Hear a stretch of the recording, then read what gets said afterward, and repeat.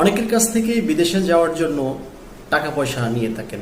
প্রিয় দর্শক, বিদেশে যাওয়ার জন্য যদি অনেক সময় টাকা পয়সা ধার কর্জ করে পরবর্তীতে সেই টাকা পয়সা যদি দালাল মেরে দেয়, তাহলে আপনারা বিপাকে পড়ে যান এবং সেই ক্ষেত্রে কি করবেন কোনো দিক পান না।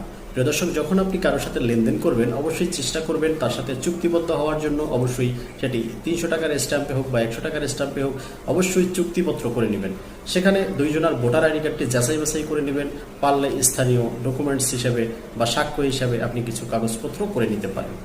এছাড়া স্থানীয় কিছু জামিনদার নিতে পারেন, যেন পরবর্তীতে ওই ব্যক্তি হারিয়ে গেলেও তাদেরকে খুঁজে পান।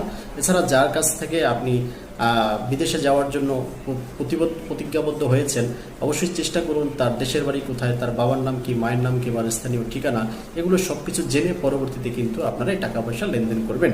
না হলে কিন্তু পরবর্তীতে প্রতারণা হওয়ার শিকার হওয়ার সম্ভাবনা রয়েছে। এরকম আমাদের কাছে অনেকেই আসেন যারা প্রতারিত হয়েছেন।